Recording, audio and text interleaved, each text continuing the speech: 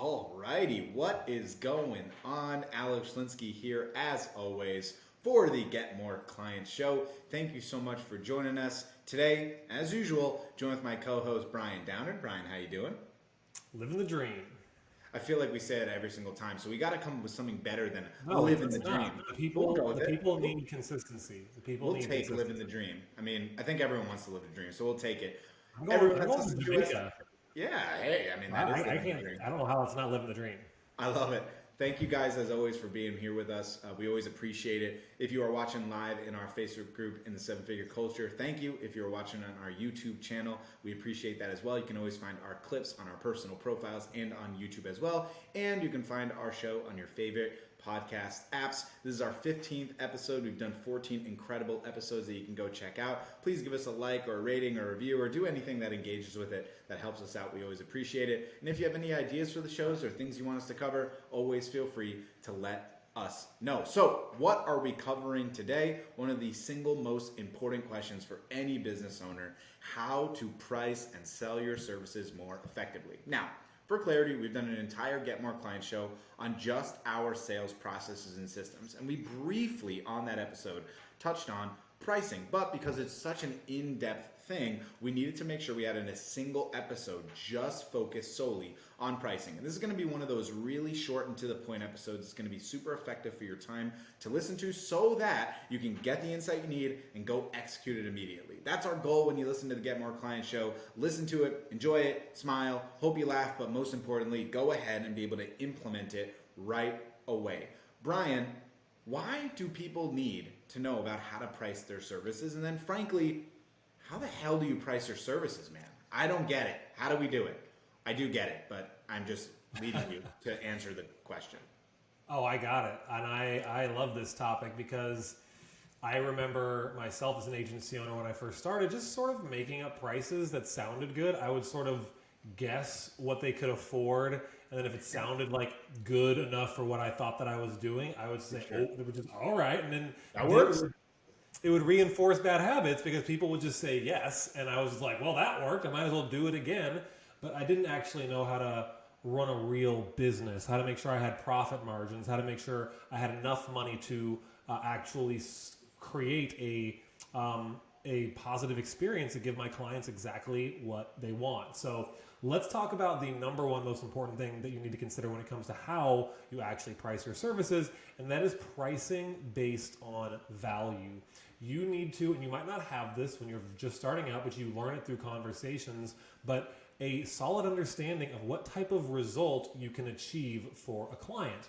Now, we're not going to get too deep into offers here. This is sort of tied into offers, but the idea is you want your price, and when you work with a client, let me actually backtrack this a little bit. I want to simplify this. The idea of pricing based on value, the more value you can bring to a client, the more you can charge. So the first thing I want you to do is consider who you're actually working with. And if they're in a niche where their customer lifetime value is not extremely low, but say like selling pizza slices or just pizzas in general, like how many pizzas do you have to sell just to get to $1,000 to like break even if that's what you're charging per month? That's a lot of pizzas versus if you're working with a realtor and they sell a home, they make thousands and thousands of dollars. You don't need to have them create a lot of business or get a lot of clients in order for them to get a positive ROI. So that's the first thing you want to look at, and that is, what is the value I'm bringing to a client? So again, that comes through actually executing your service, having conversations with clients, and to tie this back into an offer a little bit, there's two different things we want you to have or potentially have with an offer. There would be an ascension promise and then a guarantee. Now, a lot of times a guarantee is scary, not talking money back guarantee. I'm not going to get into the nitty gritty of this, but the idea being, as you get more confident in what your service can produce, you can now start to guarantee certain results like booked appointments, leads, etc. But in the beginning, you very well may just want to have an ascension promise of this is the goal of the campaign, where we want to take you. And not that you're going to guarantee anything, but that's where you would want them to be. So here's how we kind of arrive at an estimated value for a client. Again, do this with them. Don't do it in a vacuum. Based on your ascension promise or your guarantee, let's keep it really simple because I'm bad at math. Let's say you're promising 10 booked appointments and you're going to guarantee that, right? And you're working with a realtor, for example. Let's just keep it simple. Let's say, based on the conversations you have with that realtor, they can close about 30% of the people you bring them. So 3 in 10.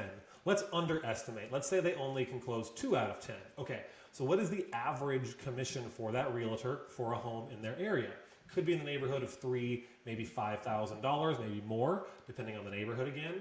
So coming to that decision of, okay, 2 homes, 2 closes at roughly this price point of what you'll get is the potential ROI and value for you. So a lot of you are going to be running a lead gen agency, done for you services, getting people more money, but value can be arbitrary. It could be time saved. It could be efficiency gained. It could be peace of mind at night. So it's not only the money and leads you can earn them, but a lot of times I know who I'm speaking to, the audience, that's what it's going to be for you. So make sure you are coming to these calls as an expert and having these estimates in place already so you can confidently position your offer as a no-brainer versus the ROI you can give to a client. So let's talk about now how that actually impacts your ability to price your offer. So the minimum we want to have in terms of an ROI for our client, this isn't written in stone, but this is just good, just general business practice. Again, you want your clients to retain, want them to be happy. You want there to be at least a 3-to-1 return. So again, simple math, you charge $1,000 a month. Ideally, they're going to be profiting about $3,000 per month from that. Remember, it's not always going to happen in the first month. So set their expectation appropriately. It might not be that they reach that ROI until month 3. Maybe the first month, the idea is just to break even or almost break even. By month 2, be a little profitable. Then by month 3, they're hitting that nice consistent $3K per month and you're only charging $1K per month. Again, that's a minimum though. So we'd ideally want to be in the neighborhood of a 5-to-1 return. You charge $1,000, they make $5,000. Makes your offer a bit of more of a no-brainer and gives them more margin to spend that money on other areas in their business you might not realize are there. Because it's not just making an ROI on your service, they need that money to actually invest in other areas of their business. So have that room for error. And again, back to this thought of charging based on value. If you can make your clients hundreds of thousands of dollars, you should be able to charge appropriately for that. So if you can bring them that much value, make sure that is reflected in your prices. So 2 more quick things I want to say on this, and I'm going to kick it back over to Alex. Thank you for bearing with me. I'm very passionate about this, if you couldn't tell. So I've got a lot to say about how you price this. But if you are playing this game of a battle to the bottom of the barrel. That's a tongue twister. That was a little difficult to say. I did it excellent. You crushed it. I did it in one try, but if you are battling to the bottom of the barrel, you are handicapping your clients and your ability to provide them with value. Because if you just want to be the cheapest, you aren't able to provide them a higher level of service. Let's give you a good example.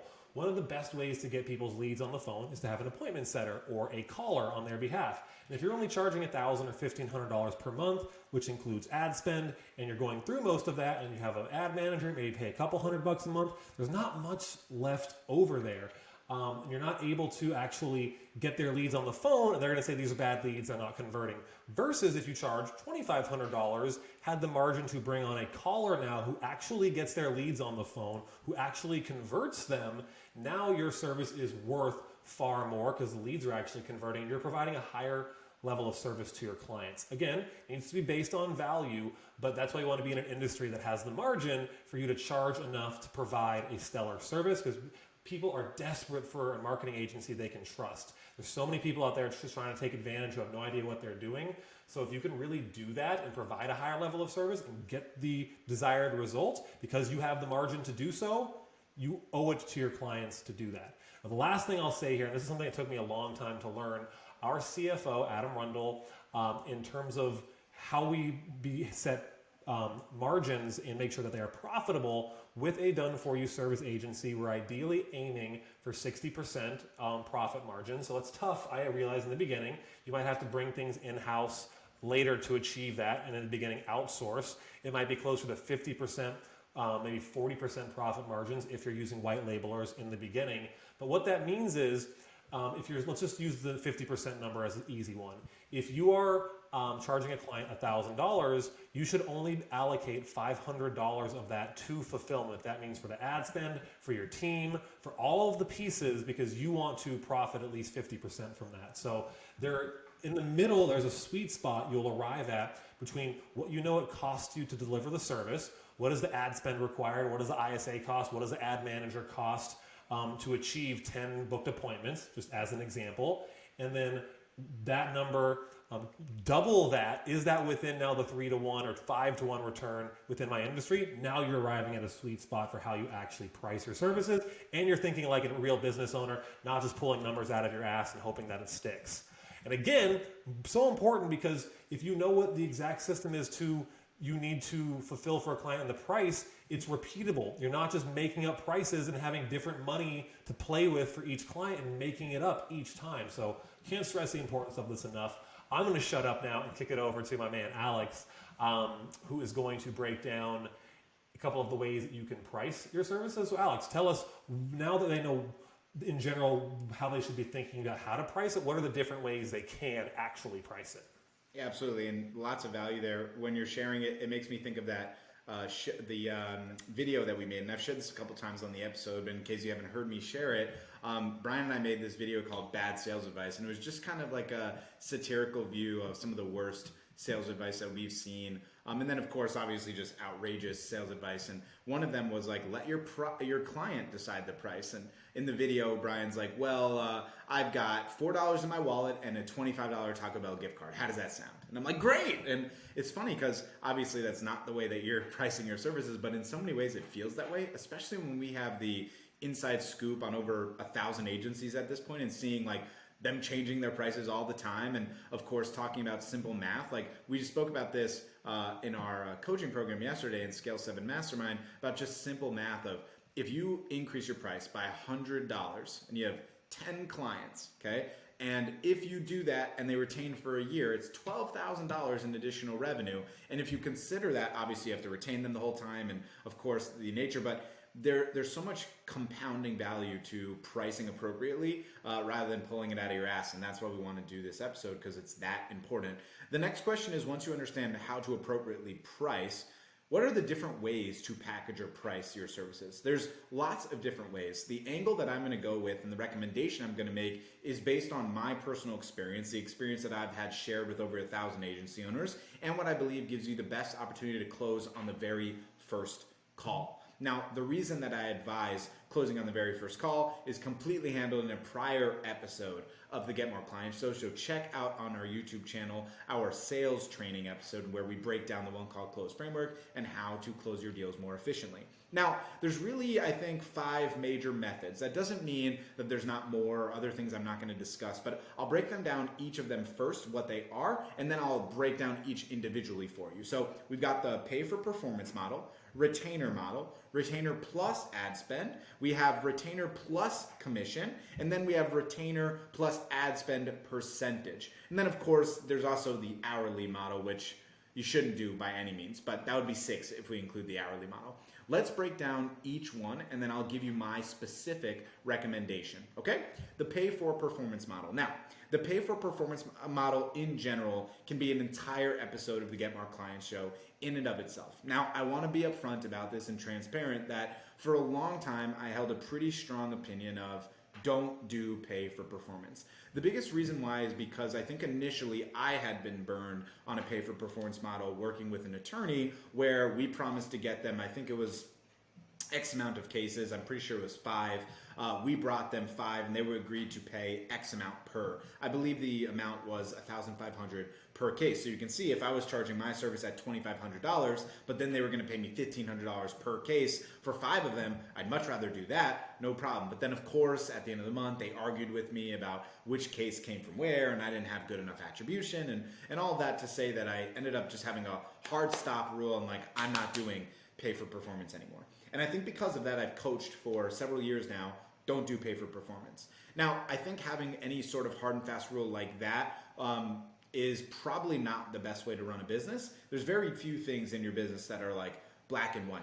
I think Brian and I are pretty confident to say that we'll never change our opinion on working hourly. You shouldn't do that, right? To say that we wouldn't change our opinion on pay for performance would make us stupid, right? When you're presented with new information that provides you with better insight, you should change your insight and advice on this. So I've seen some things in the space from other mentors in the space, other coaches in the space that I respect, clients ourselves, testing it out, that has shown me some angles and value to pay for performance. Now, again, I'll give you the very brief rundown of this because we can do an entire episode on it. But here's essentially the outline, okay? What you do is you have them pay for ad spend.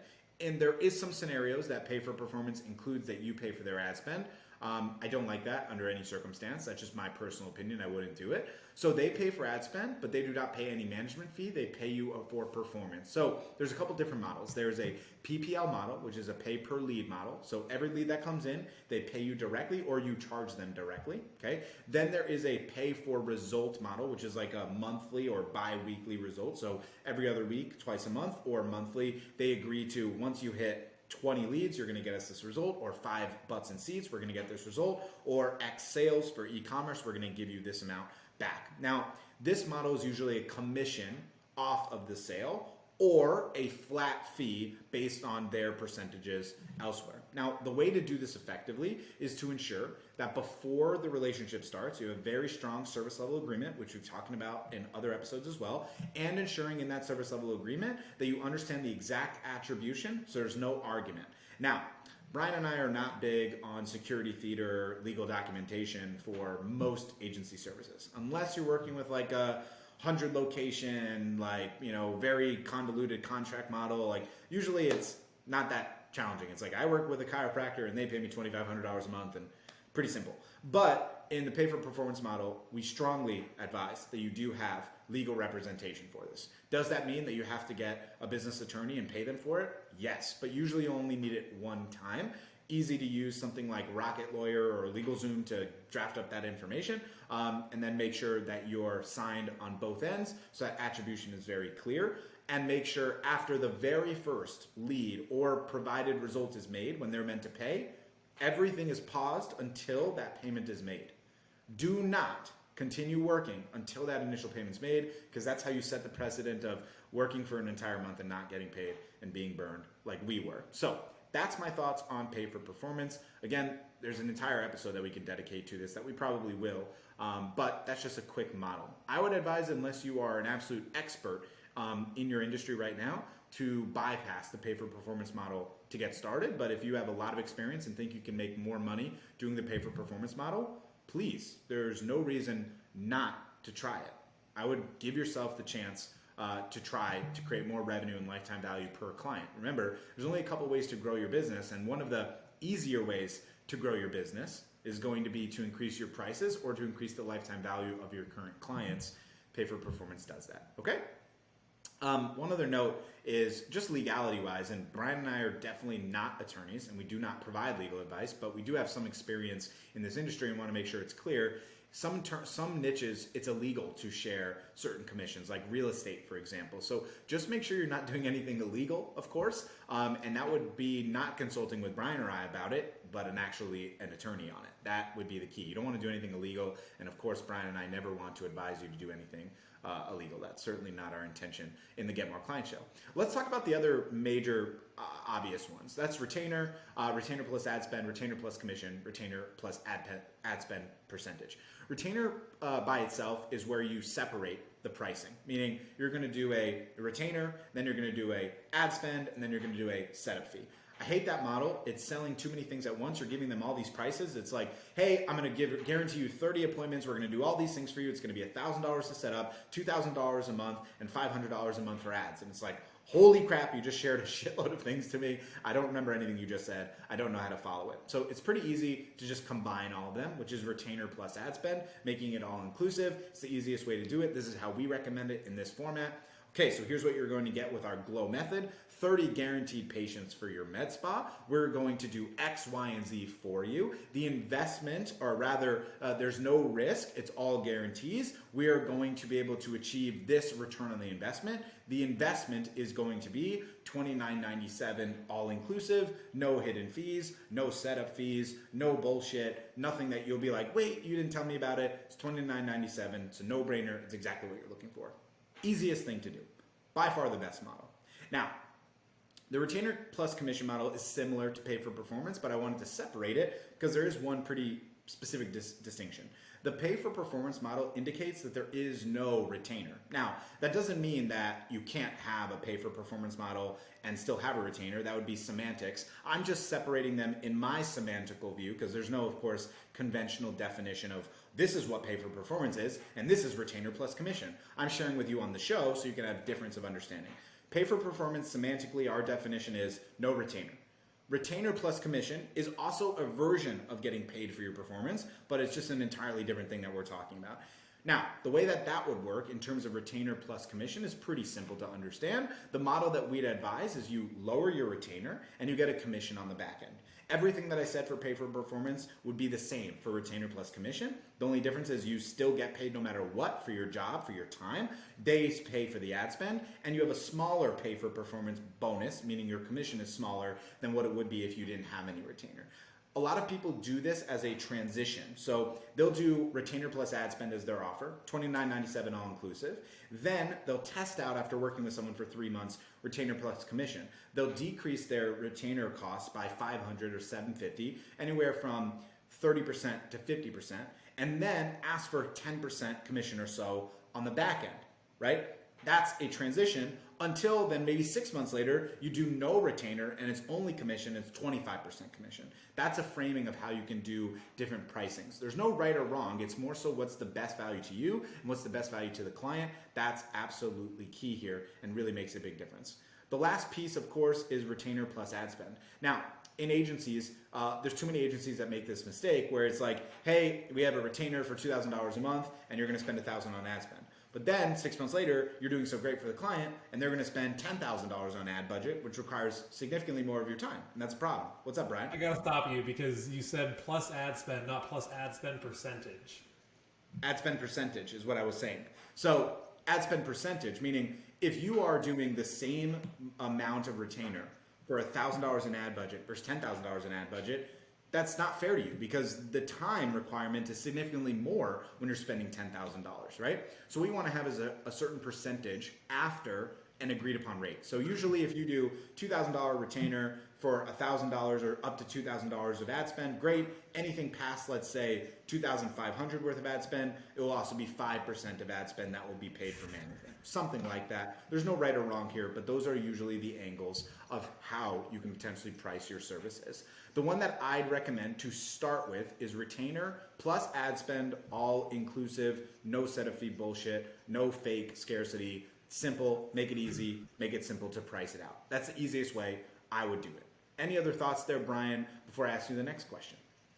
Yeah, I think in some situations where you're really struggling to get someone to commit longer term, besides from having them verbalize or sign a contract, etc., not a requirement, but you can, we've seen this work really well, have a loyalty rate. So if they agree to commit for say 6 months or 12 months, there's a certain price they pay, say $2,000. But if they just want to go month to month, that price is more like $2,500 because you're telling them essentially, look, we know the results happen and you need to commit to it long term because they show up later versus if you only want a little sprint, it's going to cost you more because we know the results will show up later and you're being impatient and not giving it the time it deserves. I probably phrased that poorly, how you would say it to an actual prospect on a phone call. No, I think it was good. But that's the gist of it. So just consideration to increase those retention rates. And again, it could, I don't want to necessarily, it kind of can be a marketing gimmick. So make sure the pricing is still within a reasonable fairness and value to your end client. Totally agree. I think these are the most important angles for how to price appropriately, really just focusing on how do you arrive at a fair price for you and your clients, and what are the different ways to price your services. We wanted to keep this one simple and effective for you so you can take action on it right away. There's so many other things that can be discussed with pricing, like multi-location and when should you give a discount and blah, blah, blah, and all of these things. But if you can just hear this episode today, take action on the two things Brian and I are talking about, which is coming up with an effective price rate and then how you will price it for your clients, it's going to make you more successful moving forward. And I think that allows us to have a short episode for you that you can really take action on. Brian, is there anything else you want to add here before we wrap up today's show? No, I think this was great. Let's keep it straight and to the point. Increase your prices. If you're looking at like, wow, I'm making my clients a lot of money, you should probably be charging more for your services. So increase those prices, and we will see you in the next one.